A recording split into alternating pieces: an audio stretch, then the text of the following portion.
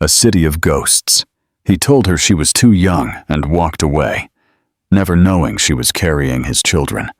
Until a year later, she called from a hospital with news that would shatter his world. The city stretched out far below the glass walls of the corner office, every skyscraper glowing against the slow descent of dusk. Inside, the air was warm with the scent of fresh coffee and faint traces of leather from the dark brown chairs arranged perfectly around a sleek black desk. The room was silent, except for the soft hum of the air conditioning and the faint sound of traffic far below. Lucas Thorne stood with his back to her, his tall figure silhouetted against the skyline. His dark hair caught the last rays of the setting sun, and the light reflected off the icy blue of his eyes as he finally turned around. "You're still too young, Amelia," he said, his voice low, deliberate, as if each word had been chosen with care and yet spoken without hesitation. There was no warmth in his tone, no invitation to argue. He spoke as though the decision had been made long before she had walked into the room. Her chest tightened. "Is that all you have to say after everything?" Her voice wavered, but she held his gaze. She could still remember the nights they had shared, the way he once looked at her as if she were the only person in the world. That look was gone now, replaced by something distant and unreadable. He moved toward the desk, slipping his hands into the pockets of his tailored suit trousers, the movement as controlled as his expression. "It's for the best, for both of us."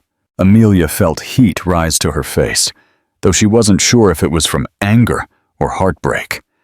She searched for something, anything, that would make him change his mind. But the wall he had put up between them was unbreakable. It wasn't that he didn't care. It was that he had already convinced himself that caring was dangerous. For a moment, the silence pressed in on them. Heavy and suffocating, she could hear the faint ticking of the clock on the wall, each second dragging her closer to the moment she would have to leave. When he turned back to the window, she knew it was over. No more words would come from him that could undo what had just been said. She adjusted the strap of her bag over her shoulder, forcing herself to stand tall. "Goodbye, Lucas." He didn't reply. The city lights twinkled against the glass, casting long shadows on the floor as she walked across the room. The door closed softly behind her, the sound swallowed by the expanse of the hallway. Amelia stepped into the elevator, her reflection in the mirrored walls pale and strained. As the numbers descended, she pressed her lips together, willing herself not to cry until she was far away from this building, far away from him. In that moment, she believed she would never step foot into his world again. She was wrong. Lucas had been sitting in the corner of a high-end restaurant, the kind of place where the music was soft enough for conversations to feel private, and the lighting was dim enough to be flattering to everyone. A glass of dark red wine sat untouched in front of him, condensation tracing faint lines down its surface. His business associate was talking about market projections, but Lucas's attention had drifted to the muted city outside the tall windows. It was a rare night he allowed himself to be still. Yet there was a strange restlessness inside him, as if something was about to shift. The vibration of his phone on the table broke the veil of conversation. He looked down, and the name on the screen froze him in place. Amelia. His hand hesitated over the phone for less than a second before he answered. "Lucas." Her voice was fragile, almost a whisper, and there was a faint background noise, beeping machines, hurried footsteps, the sterile echo of a hospital hallway. "It's Amelia. I'm at the hospital." He pushed his chair back before she could say more. The restaurant, the half-eaten food, the expensive wine. It all dropped from his consciousness. The associate was still talking as Lucas tossed some bills on the table and walked out without explanation. The air outside was cooler than he expected, sharp against his skin as he moved quickly toward his car. Every second it took to get to her felt wasted. By the time he arrived, the fluorescent lights and antiseptic smell of the hospital wrapped around him like an unwelcome shroud. His pace quickened down the long hallway, the muted squeak of his polished shoes echoing against the pale green walls. A nurse at the reception desk looked up as he gave the name. Then, she pointed to a door at the very end. He didn't knock. He simply walked in. She was sitting upright in the narrow bed, her skin pale but her expression firm. The years that had passed since he last saw her suddenly made no sense.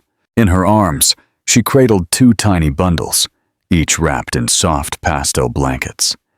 Faint wisps of dark hair peeked out from under their knit caps, and their half-open eyes were an impossible shade of blue, the same piercing blue that stared back at him in the mirror every morning. He felt the air go out of his lungs. "Are they?" The question faltered. The words caught in his throat, as if his voice couldn't form the truth he already suspected. "They're your daughters," Amelia said softly, as if speaking too loudly might break the fragile moment. "They're 3 months old." Lucas stepped closer, his eyes fixed on the tiny chests that rose and fell rhythmically. The delicate fingers curled against the blankets. He could see the faintest movements of their mouths, as if they were dreaming.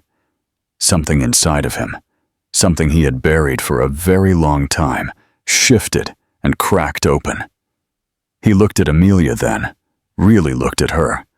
There were lines of exhaustion around her eyes, but also a strange, unbreakable strength in her posture.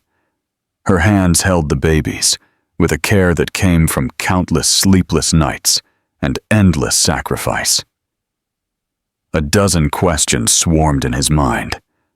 Why didn't you tell me? How did you manage alone? But he didn't voice them. The sight of the girls seemed to silence everything else. Instead, he sat in the chair by the bed, his hand hovering in the air before he dared to touch the smallest hand of the girl closest to him. The baby's fingers instinctively curled around his. In that moment, the noise of the hospital faded away. He wasn't thinking about boardrooms or profit margins. He wasn't thinking about the night he had walked away from her. All he could think about was the fact that these two small beings existed, that they were of his blood, and that he had already missed 3 months of their lives. When he finally looked at Amelia, his voice was low but certain. "I won't leave again." She didn't answer right away, but her eyes searched his, as if trying to decide if she could believe him this time. For the first time in years, he wasn't sure what her answer would be. What do you think Amelia is feeling at this moment? What is the most important thing for Lucas to do now, beyond just saying he'll stay? Lucas sat in the chair by Amelia's hospital bed, the hum of monitors and the faint smell of antiseptic pressing in on him. The two babies slept soundly in their bassinets, their soft breathing almost too quiet to hear, above the faint shuffle of nurses' shoes outside the door. For a while, neither of them spoke. He simply watched her, the shadows under her eyes, the thinness of her face, the way her hair, long and once so perfectly cared for, was now tangled and dull.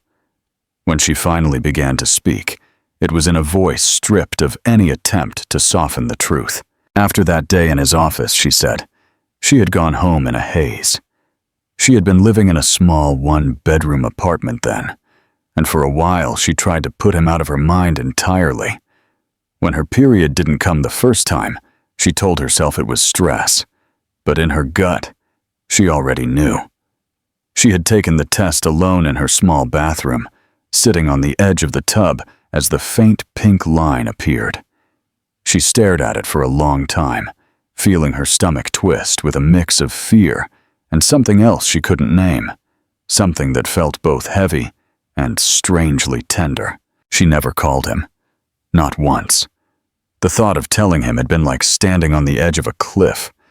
She was afraid that if she reached out, the ground beneath her would give way, and she would lose even the little control she had left.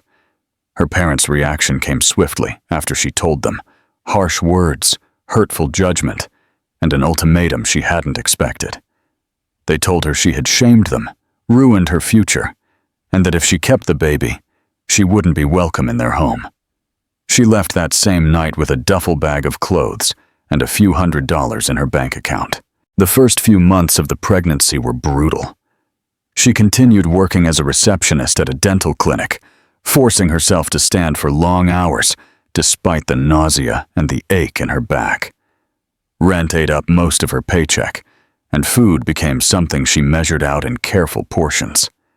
When her clothes no longer fit, she bought second-hand dresses at charity shops, telling no one why she needed them.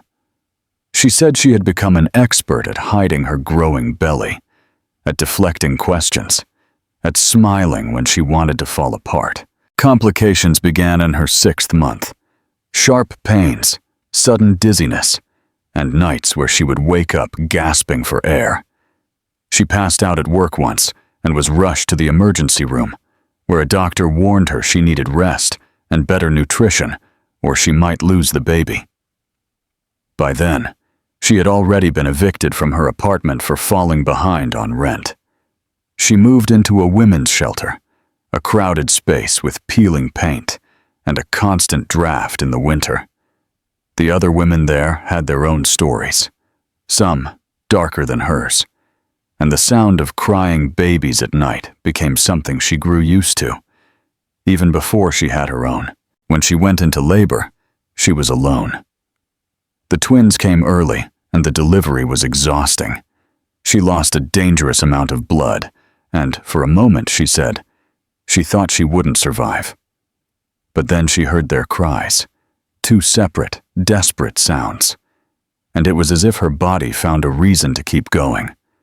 She named them Lily and Grace, choosing the names as she lay in a hospital bed, still weak but alive. After the hospital discharged her, she returned to the shelter with the twins, balancing their feedings, the sleepless nights, and the endless cycle of laundry done in coin machines that sometimes broke halfway through a wash.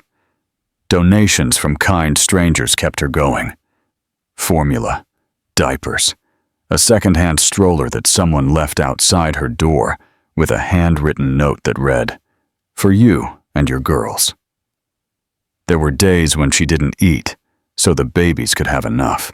There were nights she sat on the floor by their crib, watching them sleep, wondering if she was enough for them, if she was doing any of this right. Lucas listened without interrupting, though each word felt like a weight pressing on his chest. He could picture every moment she described, the cold loneliness of those months, the strength it must have taken for her to survive, the stubborn pride that kept her from calling him even when she was on the verge of falling apart. He had imagined hardship before, but never like this, never with her face at the center of it. When she was done, she didn't look at him. Instead, she adjusted the blanket over Lily and smoothed her hand gently over Grace's small arm. "I didn't want your pity," she said finally, her tone quiet but unbreakable. "And I didn't want you to feel trapped. I thought I could do this alone. I almost did." Lucas leaned forward, resting his elbows on his knees, his gaze fixed on her. "Almost," he repeated quietly, though the word burned in his throat. He realized then that he had been wrong about so many things. He had been wrong to leave her. He had been wrong to think that distance was protection. He had been wrong to believe she would be fine without him. And now, sitting here with two sleeping daughters he had never known, he felt the full weight of what that choice had cost all of them. Lucas remained in the chair by her bed long after she was done talking, the weight of her story hanging in the air between them. The room was warm, but he felt a coldness under his skin, the kind that comes when guilt settles in deeply and refuses to leave. His eyes moved between Amelia, her posture fragile yet resolute, and the two bassinets beside her, where Lily and Grace slept with the peaceful unawareness that only infants can know. For the first time in years, he wasn't thinking in terms of solutions or strategies. He was simply looking at the reality he had ignored. A reality that had existed without his knowledge, but was bound to him by blood, and something much harder to name. "You're coming with me," he said finally, his voice quiet yet certain, as if it were the most obvious truth in the world. There was no question in the statement, no invitation for her to consider. It was the tone of a man used to making decisions and expecting them to be followed, the tone that had closed multi-billion-dollar deals. But here, in this room, it didn't sound like authority. It sounded like a plea wrapped in steel. Amelia's eyes narrowed, though there was no fire in them. Only the steady caution of someone who had been forced to stand her ground too many times. "I don't want your charity, Lucas," she replied, her words slow, deliberate. "I've already built a life for them. It may not be much, but it's ours. I don't need a penthouse or a driver or whatever version of help you think will make you feel better about leaving us in the first place." Her voice did not rise, but the sharp edge in it cut more keenly than if she had screamed. He leaned back slightly, taking in the truth of what she said. He understood, though the understanding didn't lessen his resolve. He wasn't offering help to assuage his conscience. At least that's what he told himself. He was offering it because the thought of them going back to that shelter after tonight was unthinkable. "You can hate me if you need to," he said after a moment, his gaze fixed on hers. "But you're not going back there. Not you, and not them." He made a weak gesture toward the bassinets, and his voice softened as he added, "They deserve more than that. You deserve more than that." Amelia looked at her hands, the fingers lacing and unlacing in her lap. For a moment, she seemed to weigh his words as if they were fragile objects that might break if she handled them too quickly. "And what happens when you decide you're done playing savior?" she asked, her tone now calmer, but with a fragile undertone. "What happens when the guilt wears off, and you remember why you left in the first place?" He did not flinch at the accusation, though it landed like a blow. "Then you tell me to go," he answered, his voice low and steady. "And I will.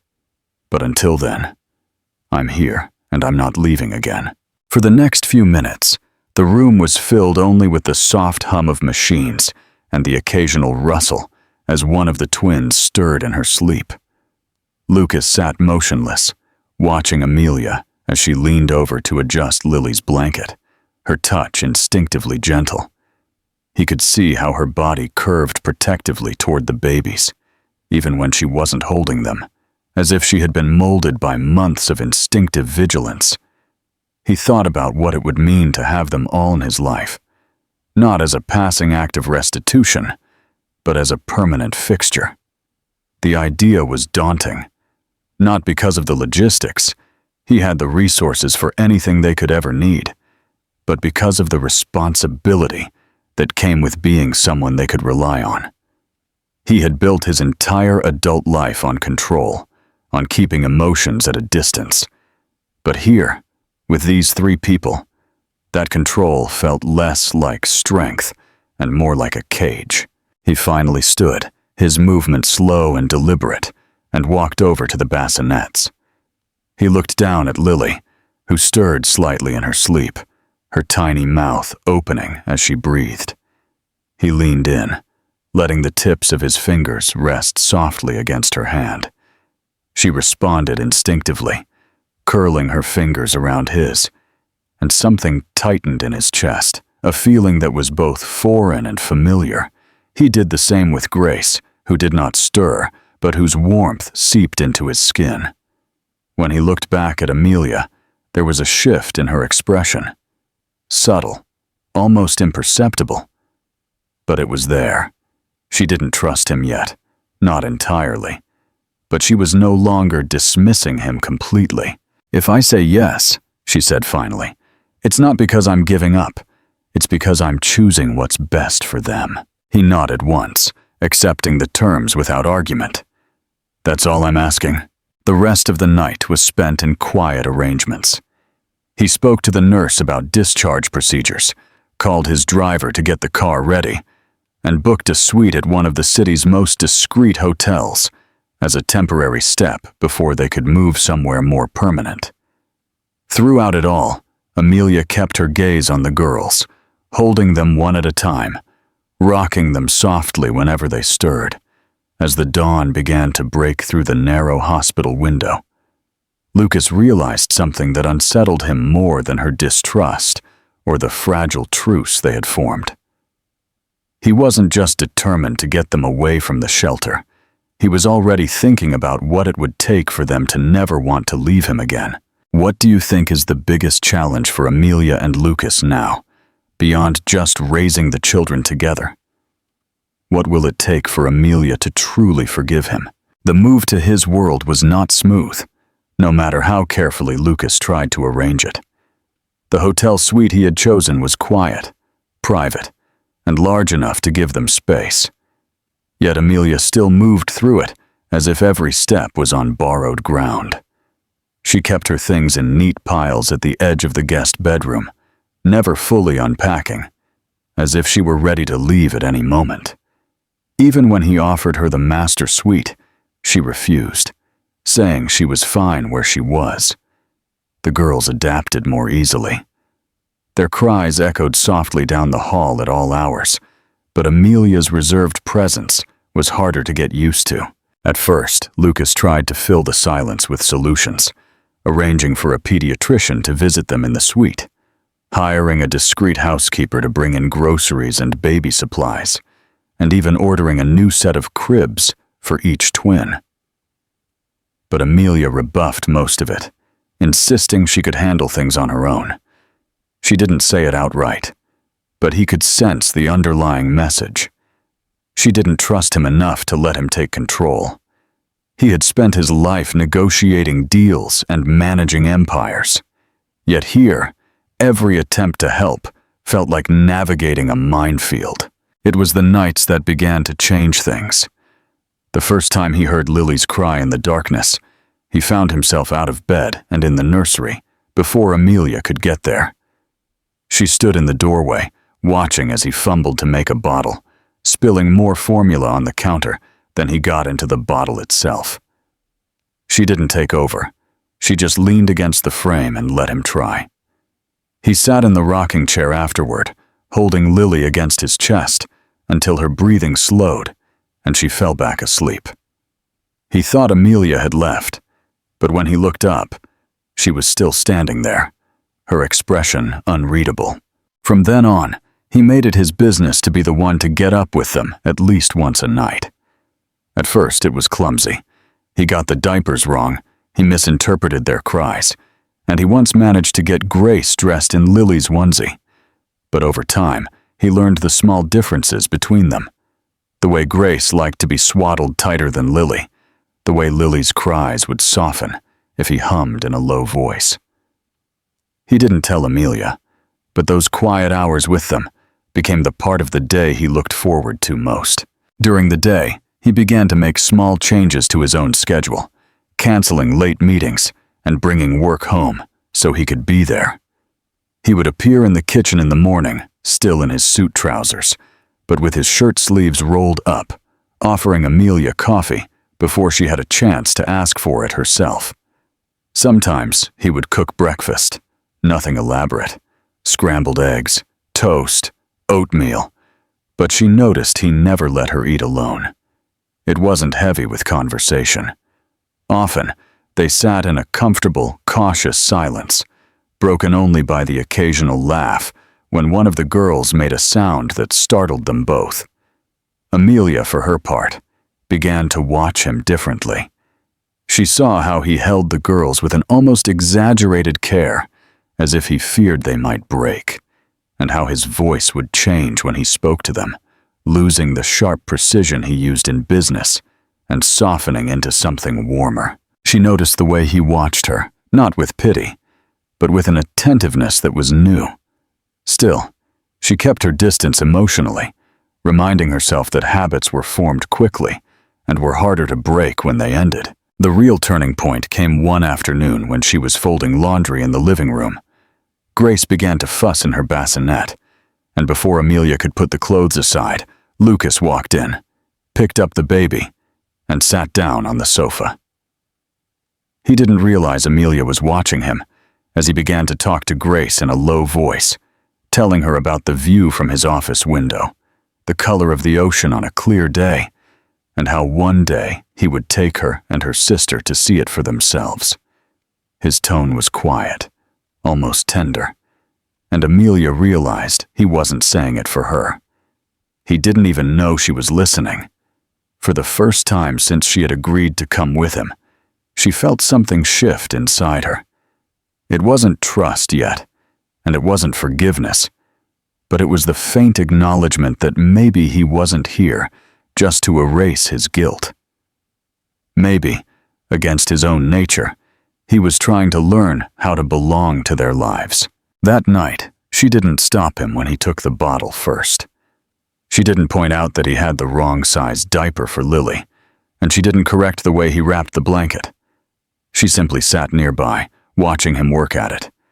And for the first time, the silence between them felt less like a wall and more like the fragile beginning of something that could, eventually, grow. It happened on a day that began almost peacefully. The morning light filtered through the tall windows of the suite, touching the edge of the bassinet where the girls lay on their backs, kicking their legs, and making small sounds that always brought a smile to Lucas's face. Amelia was in the kitchen pouring coffee, still wearing one of his old t-shirts, because it was the most comfortable to sleep in, and for once there was no tension in the air. He had just gotten off a call with his assistant, confirming he would be taking the week off, when his phone rang again. The name on the screen belonged to a man he had known for over a decade, someone he had closed deals with and trusted more than most in his industry. At first, the conversation was casual, but then the tone turned to something colder, calculated. The man said he knew about Amelia and the twins. He did not say their names, but the details made it clear there was no mistake. He mentioned where they had been living before, how they had come to be in Lucas's care, and then the real purpose of the call arrived. Unless Lucas backed out of a multi-million-dollar deal they were both involved in, the information would be shared with the right people, the press, competitors, and anyone else who was eager to use a scandal to weaken him. The man did not yell or threaten directly. It was the quiet, confident tone of someone who believed he had the upper hand, the kind of tone Lucas had heard from his rivals many times before. But this wasn't just a business leverage. This was about Amelia, the twins, and turning the most private part of his life into a weapon. For a long moment, Lucas did not speak. He could feel his pulse in his throat, an unfamiliar heat rising to his face. Normally, when faced with a threat, he would calculate, weigh the options, and choose the path that best protected his interests. This time, the idea of negotiation didn't even cross his mind. He ended the call without a promise, without a plan, and without the usual calm that followed such decisions. Amelia had walked in the doorway during the last part of the conversation, holding his coffee, but saying nothing. She knew enough to recognize the look in his eyes. He told her what had been said. She listened without interruption, her expression unreadable at first, and then it transformed into something wary, almost resigned. "So now you see why you didn't want to be part of your world," she said in a low voice. "It turns people into pawns, even children." Her voice didn't rise, but the sharp edge in it cut deep. Instead of defending himself or trying to explain, Lucas did something he had never done before in the face of a threat. He decided to go public. That afternoon, he called his head of communications. He gave her instructions to prepare a press release, and then he booked a live interview for the very next morning. Amelia didn't quite believe he would do it, until she saw him sitting in front of the camera in a pristine suit, his expression steady, his voice with that controlled authority that had made him a success. In the interview, he spoke with a candor, not as a man deflecting rumors, but as someone speaking the truth on his own terms. He confirmed that the twins were his daughters, that their mother was someone he respected deeply, and that he was proud of both her and the life she had built for the girls before he ever knew they existed. He didn't gloss over the fact that he hadn't been there at the beginning, but he made it clear that he intended to be there now.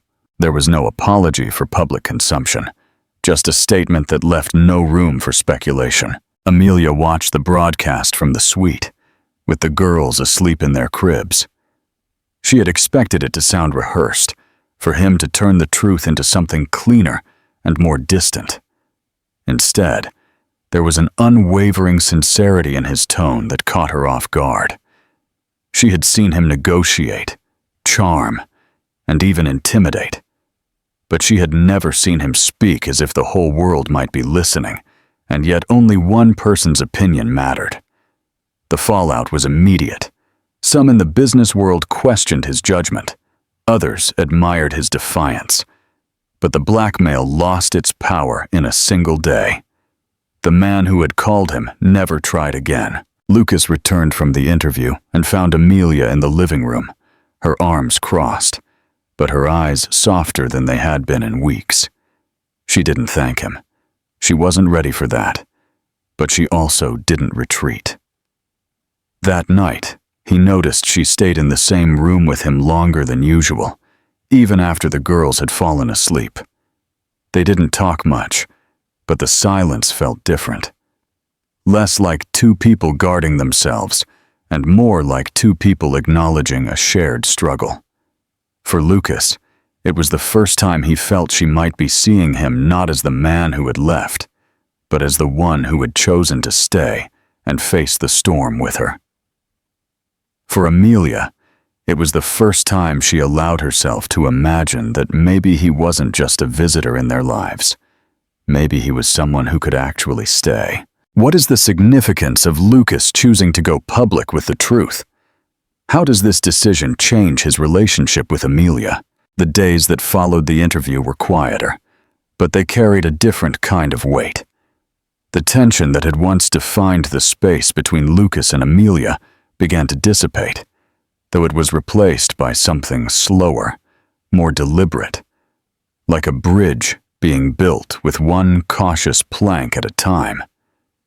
They still moved carefully around each other, but now there were moments, small, almost imperceptible ones, where the wariness would drop.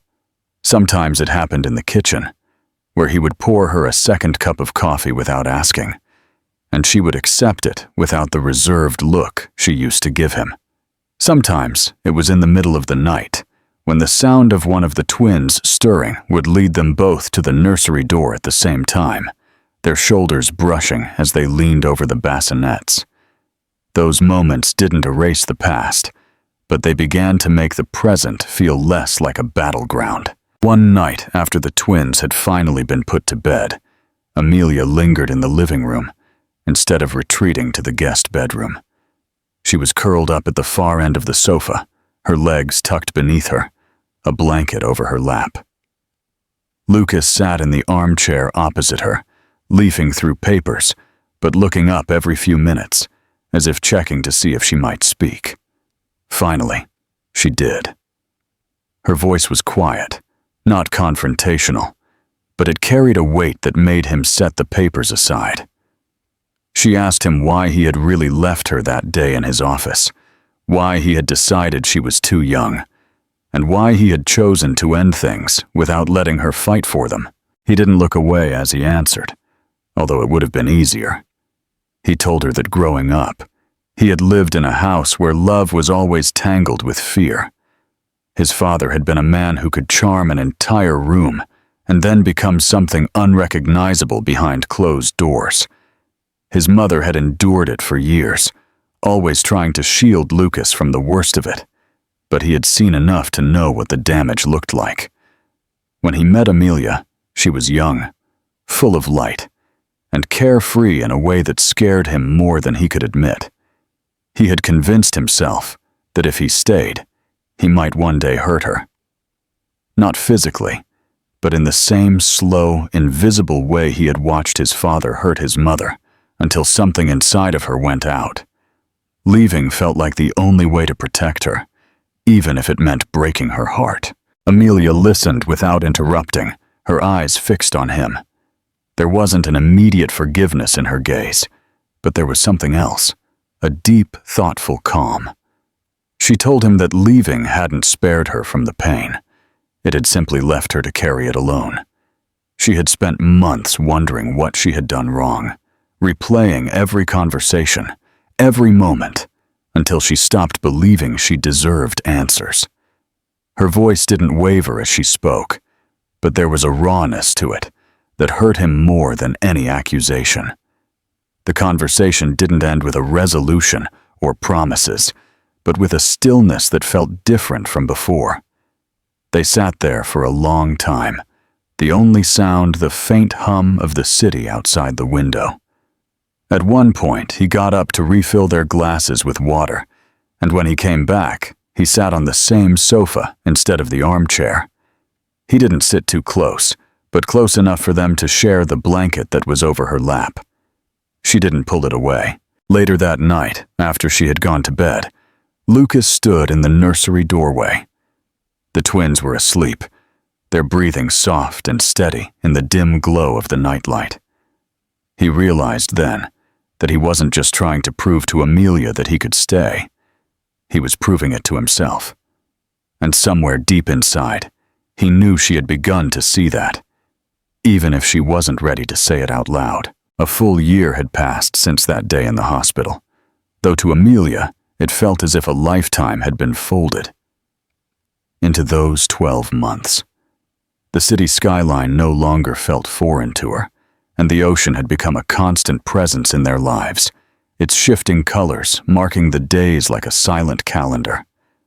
The house Lucas had found for them was nothing like the cold glass and steel of his corporate offices. It was warm, filled with light, with large windows that opened to the sound of the waves and a garden that overflowed with flowers in the spring. The twins had learned to crawl and then to walk. Their laughter became the soundtrack of the home. Amelia had filled the rooms with traces of their life together. Photographs, toys scattered across the rugs, books with worn pages from nights spent reading aloud. The space felt lived in, and even Lucas's sharp sense of order had softened to make room for the beautiful chaos that came with raising two curious little girls. He had changed in ways Amelia noticed gradually, almost reluctantly at first. The man who once kept his emotions locked away now let them show in small but undeniable ways. He would kneel in the grass to play with the girls, his tailored trousers collecting grass stains without a second thought. He cooked breakfast most mornings, often letting the girls help him stir the pancake batter while Amelia stood nearby, pretending not to notice that half of it ended up on the counter. He rearranged his work schedule without complaint, choosing to miss meetings so he could be at their first swimming lessons or walk with them on the beach at sunset. His world had narrowed in one sense, but in another, it had become more expansive than he had ever imagined. Tonight, the air was cool but soft, the kind of weather that made the ocean smell sharper and the sound of the waves clearer. Amelia stood on the veranda, her hands wrapped around a cup of tea, watching Lily and Grace chase each other in the garden. The twins were still small enough to wobble when they ran. Their giggles rose above the low hum of the tide. She didn't hear Lucas approach behind her until his hand rested lightly on her shoulder. He stood beside her without speaking at first, both of them watching the girls tumble onto the grass in a laughing mess of limbs.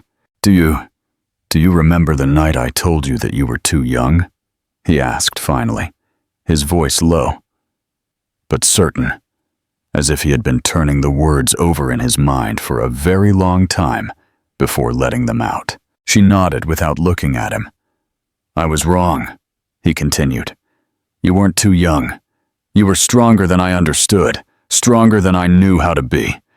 I thought I was protecting you, but all I did was walk away from the one thing I should have held on to." His hand slid from her shoulder to her hand. His fingers curled around hers. Amelia's chest tightened, but no longer from anger. She turned to look at him, and the lines around his eyes, softened by the evening light, told their own story. "And I thought letting you go would make it easier to survive," she said, "but it didn't. It just made everything harder. I had to become someone I didn't know I could be, because there was no other choice. And maybe that's why I can stand here with you now, without wondering when it's all going to fall apart." He smiled faintly, a rare smile that reached his eyes, and for a moment neither of them spoke. The twins called to them from the garden. Their voices carried easily over the sound of the surf. Lucas gave her a gentle squeeze of the hand before leading her down the steps onto the grass. Lily ran into his arms, while Grace tugged on Amelia's skirt, eager to be lifted up. They stood there together, all four of them framed by the fading gold of the setting sun, the smell of salt and blossoms in the air. Later, when the girls were asleep, and the house was silent except for the distant rhythm of the tide, they sat back out on the veranda. Moonlight lit the water in silver streaks, and Lucas leaned back in his chair, his gaze fixed on the horizon. "This isn't the end of anything," he said. "It's the beginning of something better than I ever thought I would have." Amelia did not respond right away, but she reached for the space between them, letting her fingers rest against his. She understood what he meant, not from the words, but because for the first time there was no distance left to cross. In that quiet, with the ocean stretching out before them, and the sound of their daughter's soft breathing upstairs, the past no longer felt like a shadow. It was a part of their story, but it no longer defined it. What lay ahead was uncertain, but it was theirs, and for the first time since they had found their way back to one another, that was enough. For me, the ending of this story is not just a happy resolution. It's a quiet victory over fear, pride, and the ghosts of the past. It's not a fairy tale where all wounds magically disappear. It's the kind of ending where two people earn their peace through hardship, where love is rebuilt brick by brick rather than being conjured in a moment. Lucas's transformation from a man who controlled everything to one who could afford to be vulnerable is as important as Amelia's journey from survival to trust. What makes it powerful is that their happiness doesn't erase the pain that came before. It grows around it, like roots finding their way through stone. And in that, it feels real. So the final scene not only closes the book, but leaves the reader with the sense that their future will be even richer than the story we have already seen.